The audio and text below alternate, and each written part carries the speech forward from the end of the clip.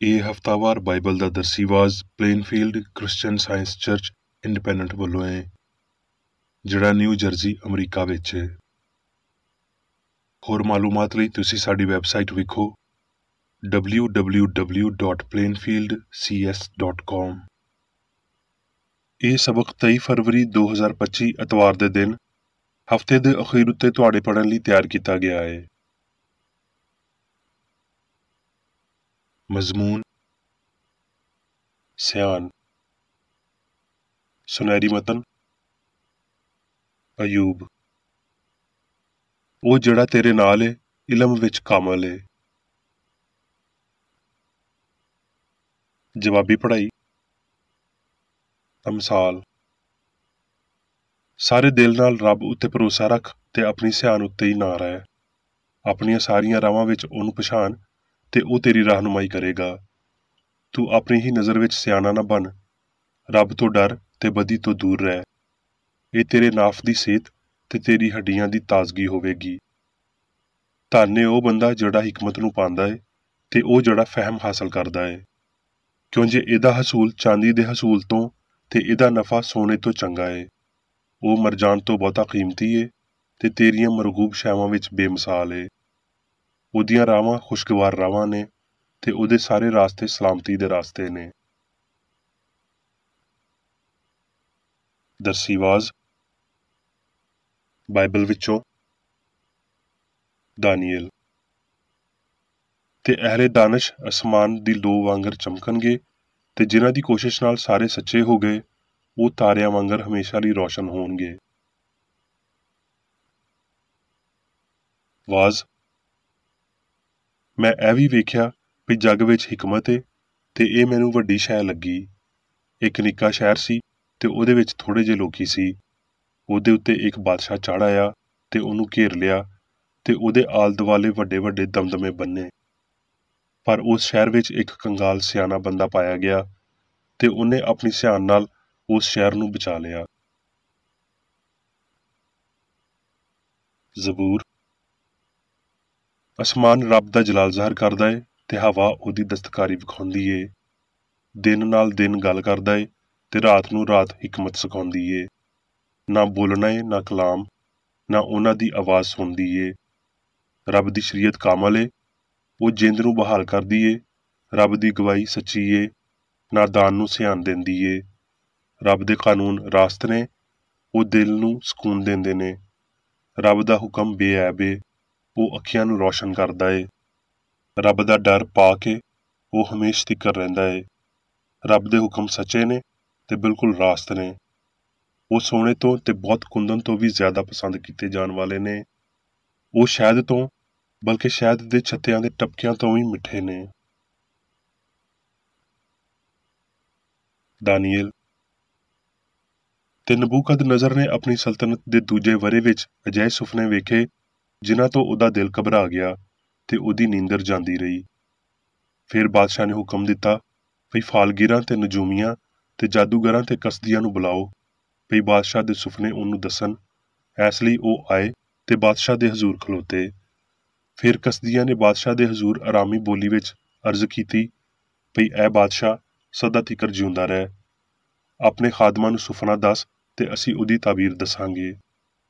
ਬਾਦਸ਼ਾਹ ਨੇ ਕਸਦੀਆਂ ਨੂੰ ਜਵਾਬ ਦਿੱਤਾ ਵੀ ਮੈਂ ਤੇ ਇਹ ਹੁਕਮ ਦਿੱਤਾ ਹੈ ਵੀ ਜੇ ਤੁਸੀਂ ਸੁਪਨਾ ਨਾ ਦੱਸੋ ਤੇ ਉਹਦੀ ਤਾਬੀਰ ਨਾ ਕਰੋ ਤੇ ਟੋਟੇ ਟੂਟੇ ਕਰ ਦਿੱਤੇ ਜਾਓਗੇ ਤੇ ਤੁਹਾਡੇ ਘਰ ਬਰਬਾਦ ਹੋ ਜਾਣਗੇ। ਪਰ ਜੇ ਸੁਪਨਾ ਤੇ ਉਹਦੀ ਤਾਬੀਰ ਦੱਸੋ ਤੇ ਮੈਥੋਂ ਇਨਾਮ ਤੇ ਸਿਲਾ ਤੇ ਇੱਜ਼ਤ ਹਾਸਲ ਕਰੋਗੇ। ਕਸਦੀਆਂ ਨੇ ਬਾਦਸ਼ਾਹ ਨੂੰ ਅਰਜ਼ ਕੀਤੀ ਵੀ ਸਾਰੀ ਧਰਤੀ ਉੱਤੇ ਅਜਿਹਾ ਤੇ ਕੋਈ ਨਹੀਂ ਜਿਹੜਾ ਬਾਦਸ਼ਾਹ ਦੀ ਗੱਲ ਦੱਸ ਸਕੇ।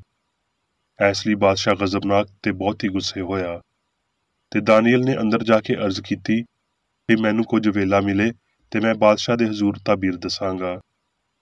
ਫਿਰ ਰਾਤ ਨੂੰ ਸੁਪਨੇ ਵਿੱਚ ਦਾਨੀਏਲ ਉੱਤੇ ਉਹ ਰਾਜ਼ ਖੁੱਲ੍ਹ ਗਿਆ ਤੇ ਉਹਨੇ ਅਸਮਾਨ ਦੇ ਰੱਬ ਨੂੰ ਧੰਨ ਆਖਿਆ। ਮੈਂ ਤੇਰਾ ਸ਼ੁਕਰ ਕਰਦਾ ਵਾਂ ਤੇ ਤੇਰੀ ਵਡਿਆਈ ਕਰਦਾ ਵਾਂ, ਐ ਮੇਰੇ ਪਿਓ ਦਾਦੇ ਦੇ ਰੱਬ, ਜਿਨੇ ਮੈਨੂੰ ਸਿਆਣ ਤੇ ਕੁਦਰਤ ਬਖਸ਼ੀ ਤੇ ਜੋ ਕੁਝ ਅਸੀਂ ਤੈਥੋਂ ਮੰਗਿਆ ਤੂੰ ਮੇਰੇ ਉੱਤੇ ਜ਼ਾਹਰ ਕੀਤਾ, ਕਿਉਂ ਜੇ ਤੂੰ ਬਾਦਸ਼ਾਹ ਦਾ ਮਾਮਲਾ ਸਾਡੇ ਉੱਤੇ ਜ਼ਾਹਰ ਕੀਤਾ। ਦਾਨੀਏਲ ਨੇ ਬਾਦਸ਼ਾਹ ਨੂੰ ਅਰਜ਼ ਕੀਤੀ, ਅਸਮਾਨ ਉੱਤੇ ਇੱਕ ਰੱਬ ਏ ਜਿਹੜਾ ਰਾਜ਼ ਦੀਆਂ ਗੱਲਾਂ ਜ਼ਾਹਰ ਕਰਦਾ ਏ ਤੇ ਉਹਨੇ ਨਬੂਕਦਨਜ਼ਰ ਬਾਦਸ਼ਾਹ ਉੱਤੇ ਜ਼ਾਹਰ ਕੀਤਾ ਹੈ ਕਿ ਅਖੀਰੀ ਦਿਨਾਂ ਵਿੱਚ ਕੀ ਹੋਵੇਗਾ। ਫਿਰ ਬਾਦਸ਼ਾਹ ਨੇ ਦਾਨੀਏਲ ਨੂੰ ਆਖਿਆ, ਅਸਲ ਵਿੱਚ ਤੇਰਾ ਰੱਬ ਮਾਬੂਦਾਂ ਦਾ ਮਾਬੂਦ ਤੇ ਬਾਦਸ਼ਾਹਾਂ ਦਾ ਖੁਦਾਵੰਦ ਤੇ ਰਾਜ਼ਾਂ ਦਾ ਖੋਲਣ ਵਾਲਾ ਏ, ਕਿਉਂ ਜੇ ਤੂੰ ਇਸ ਰਾਜ਼ ਨੂੰ ਖੋਲ ਸਕਿਆ। ਫਿਰ ਬਾਦਸ਼ਾਹ ਨੇ ਦਾਨੀਏਲ ਨੂੰ ਸਰਫਰਾਜ਼ ਕੀਤਾ ਤੇ ਉਹਨੂੰ ਬਹੁਤ ਵੱਡੇ ਵੱਡੇ ਤੋਹਫੇ ਅਤਾ ਕੀਤੇ ਤੇ ਉਹਨੂੰ ਬਾਬਲ ਦੇ ਸਾਰੇ ਸੂਬਿਆਂ ਉੱਤੇ ਫਰਮਾਰਵਾਈ ਬਖਸ਼ੀ ਤੇ ਬਾਬਲ ਦੇ ਸਾਰੇ ਹਕੀਮਾਂ ਉੱਤੇ ਹੁਕਮਰਾਨੀ ਅਨਾਇਤ ਕੀਤੀ। ਯਸਾਇਆ। ਖੁਦਾਵੰਦ ਰੱਬ ਨੇ ਮੈਨੂੰ ਚੇਲਿਆਂ ਦੀ ਜ਼ੁਬਾਨ ਦਿੱਤੀ ਤਾਂ ਜੋ ਮੈਂ ਜਾਣਾ ਭਈ ਕਲਾਮ ਦੇ ਰਾਹੀਂ ਕਿਵੇਂ ਥੱਕੇ ਹੋਇਆਂ ਦੀ ਮਦਦ ਕਰਾਂ। ਉਹ ਮੈਨੂੰ ਹਰ ਸਵੇਰ ਜਗਾਉਂਦਾ ਏ ਤੇ ਮੇਰਾ ਕੰਨ ਲਾਉਂਦਾ ਏ ਤਾਂ ਜੋ ਮੈਂ ਚੇਲਿਆਂ ਵਾਂਗਰ ਸੁਣਾ। ਖੁਦਾਵੰਦ ਰੱਬ ਮੇਰੀ ਹਮਾਇਤ ਕਰੇਗਾ, ਇਸ ਲਈ ਮੈਂ ਸ਼ਰਮਿੰਦਾ ਨਾ ਹੋਵਾਂਗਾ ਤੇ ਇਸ ਲਈ ਮੈਂ ਆਪਣਾ ਮੂੰਹ ਸੰਗਖਾਰ ਵਾਂਗਰ ਬਣਾਇਆ। ਤੁਹਾਡੇ ਵਿਚਕਾਰ ਕੌਣ ਹੈ ਜਿਹੜਾ ਖੁਦਾਵੰਦ ਰੱਬ ਤੋਂ ਡਰਦਾ ਤੇ ਉਹਦੇ ਖਾਦਮਾਂ ਦੀ ਗੱਲਾਂ ਸੁਣਦਾ ਤੇ ਜਿਹੜਾ ਹਨੇਰੇ ਵਿੱਚ ਟੁਰਦਾ ਤੇ ਲੋੜ ਨਹੀਂ ਪਾਉਂਦਾ। ਖੁਦਾਵੰਦ ਰੱਬ ਦੇ ਨਾਂ ਉੱਤੇ ਤਵੱਕਲ ਕਰੇ ਤੇ ਆਪਣੇ ਰੱਬ ਉੱਤੇ ਭਰੋਸਾ ਰੱਖੇ। ਕਰੰਥੀਓ।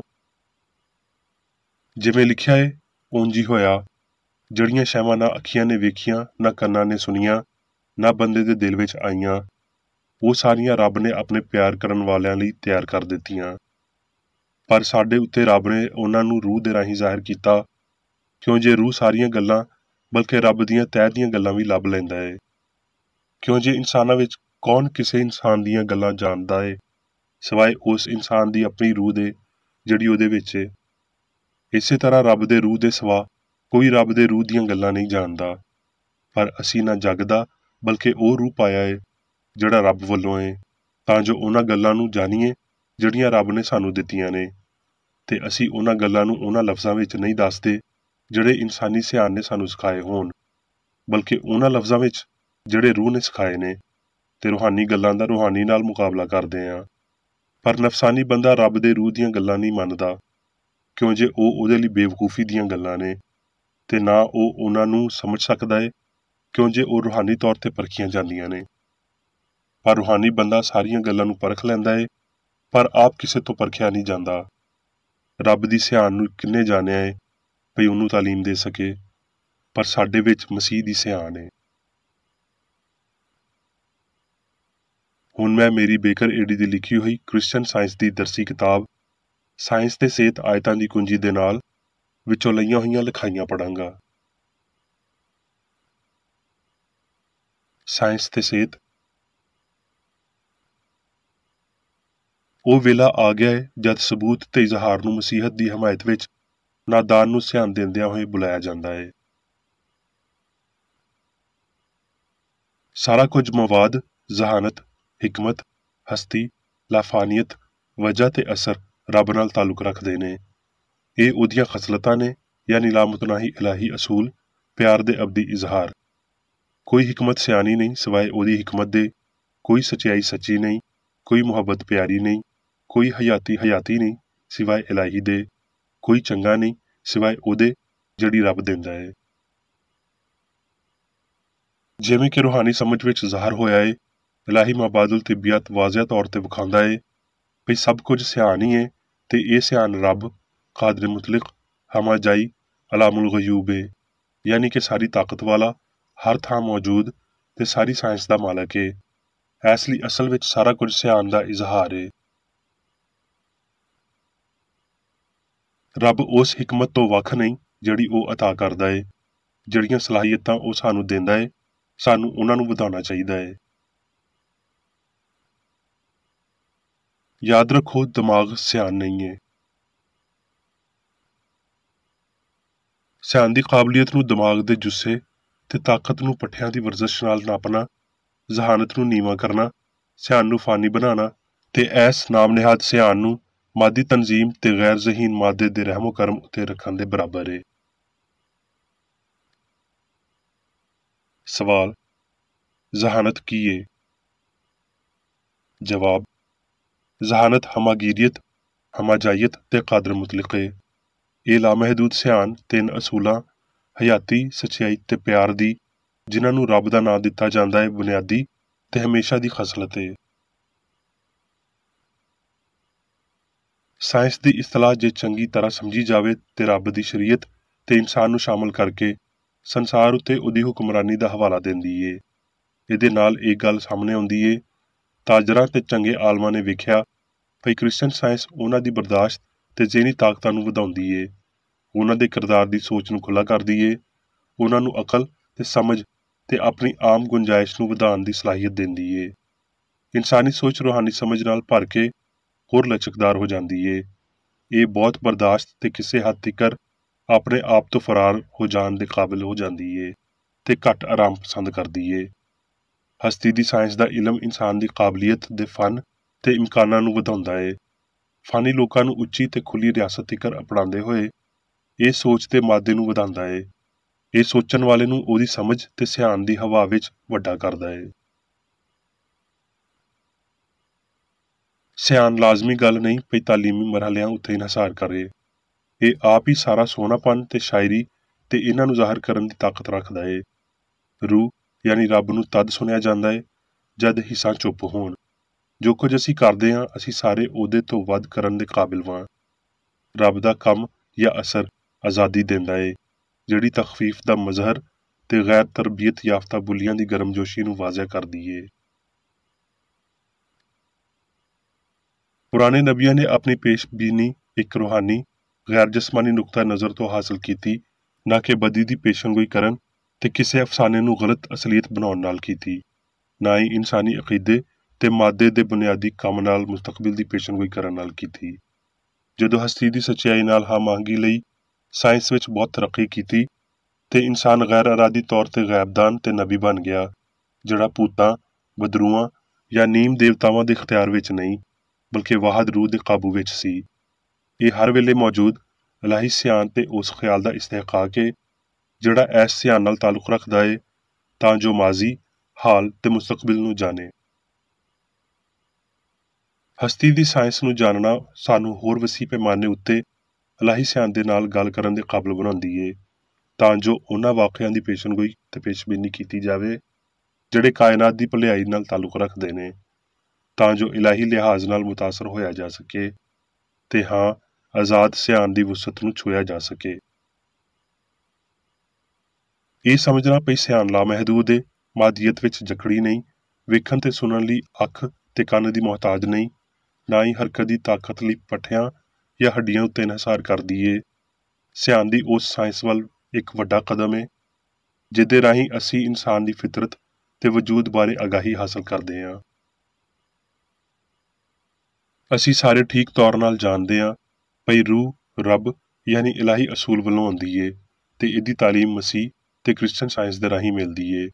ਜੇ ਇਸ ਸਾਇੰਸ ਨੂੰ ਚੰਗੀ ਤਰ੍ਹਾਂ ਸਿੱਖਿਆ ਤੇ ਮੁਨਾਸਬ ਤੌਰ ਤੇ ਸਮਝਿਆ ਗਿਆ ਏ ਤੇ ਅਸੀਂ ਇਹਦੇ ਤੋਂ ਕਿਤੇ ਚੰਗੇ ਤਰੀਕੇ ਨਾਲ ਸੱਚਾਈ ਨੂੰ ਜਾਣ ਸਕਦੇ ਹਾਂ, ਜਿੰਨਾ ਕੋਈ ਫਲਕੀਆਤ ਦਾ ਮਾਹਰ ਤਾਰਿਆਂ ਨੂੰ ਪੜ੍ਹ ਸਕਦਾ ਜਾਂ ਕਿਸੇ ਗ੍ਰਹਿਣ ਦਾ ਅੰਦਾਜ਼ਾ ਲਾ ਸਕਦਾ ਹੋਵੇ।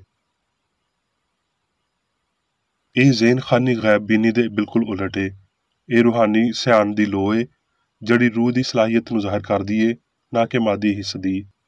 ਇਹ ਰੂਹਾਨੀ ਹਿੱਸ ਇਨਸਾਨੀ ਸਿਆਣ ਵਿੱਚ ਉਸ ਵੇਲੇ ਆਉਂਦੀ ਏ ਜਦ ਦੂਜੀ ਦੱਸੀ ਹੋਈ ਇਲਾਹੀ ਸਿਆਣ ਨੂੰ ਮੰਨ ਲੈਂਦੀ ਏ।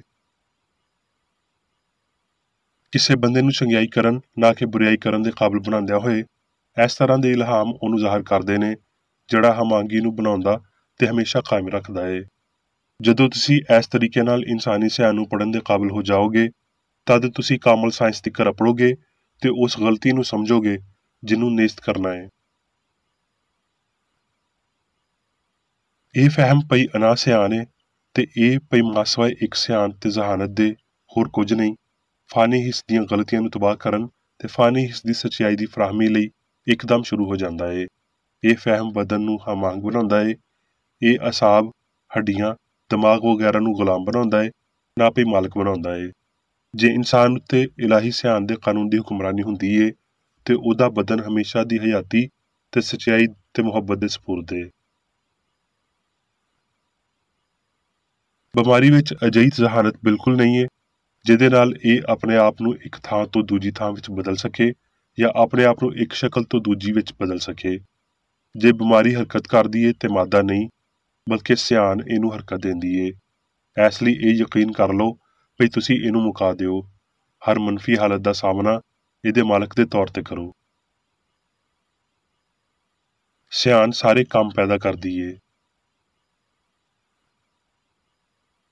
ਸਿਆਣ ਬਦਨੀ ਹਿੱਸਾਂ ਦੀ ਮਾਲਕ ਏ ਤੇ ਬਿਮਾਰੀ, ਪਾਪ ਤੇ ਮੌਤ ਨੂੰ ਫਤਹ ਕਰ ਸਕਦੀ ਏ। ਐਸ ਰੱਬ ਦੇ ਦਿੱਤੇ ਹੋਏ ਇਖਤਿਆਰ ਦੀ ਮਸ਼ਕ ਕਰੋ, ਆਪਣੇ ਬਦਨ ਦੀ ਮਲਕੀਅਤ ਰੱਖੋ ਤੇ ਇਹਦੇ ਅਹਿਸਾਸ ਤੇ ਅਮਲ ਉੱਤੇ ਹੁਕਮਰਾਨੀ ਕਰੋ। ਰੂਹ ਦੀ ਕੂਵਤ ਵਿੱਚ ਜਾਗੋ ਤੇ ਉਹ ਸਭ ਕੁਝ ਜਿਹੜਾ ਚੰਗਿਆਈ ਵਰਗਾ ਨਹੀਂ, ਉਹਨੂੰ ਰੱਦ ਕਰ ਦਿਓ।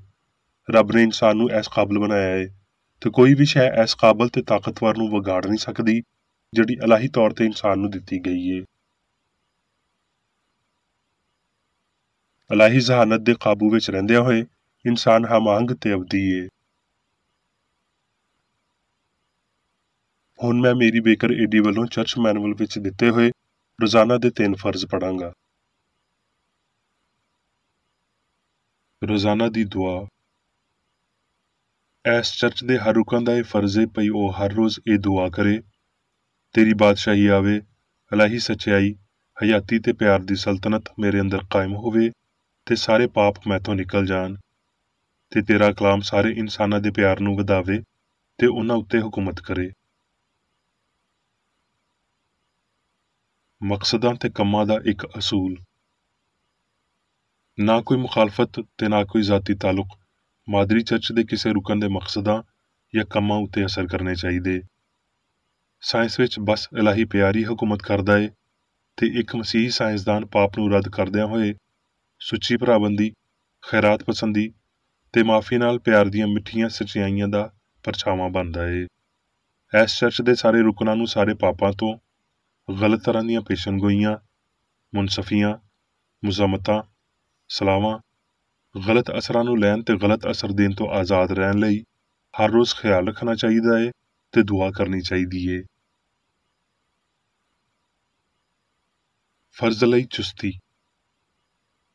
ਐਸ ਚਰਚ ਦੇ ਹਰ ਰੁਕਨ ਦਾ ਇਹ ਫਰਜ਼ ਏ ਪਈ ਉਹ ਹਰ ਰੋਜ਼ ਜਾਰਹਾਨਾ ਜ਼ਹਿਨੀ ਸਲਾਵਾਂ ਦੇ ਖਿਲਾਫ ਆਪਣੇ ਆਪ ਨੂੰ ਤਿਆਰ ਰੱਖੇ ਤੇ ਰੱਬ, ਆਪਣੇ ਕਾਇਦ ਤੇ ਇਨਸਾਨਾਂ ਲਈ ਆਪਣੇ ਫਰਜ਼ਾਂ ਨੂੰ ਨਾ ਕਦੀ ਭੁੱਲੇ ਤੇ ਨਾ ਕਦੀ ਨਜ਼ਰਅੰਦਾਜ਼ ਕਰੇ। ਉਹਦੇ ਕੰਮਾਂ ਦੇ ਰਾਹੀਂ ਉਹਦਾ ਇਨਸਾਫ ਹੋਵੇਗਾ, ਉਹ ਬੇਕਸੂਰ ਜਾਂ ਕਸੂਰਵਾਰ ਹੋਵੇਗਾ।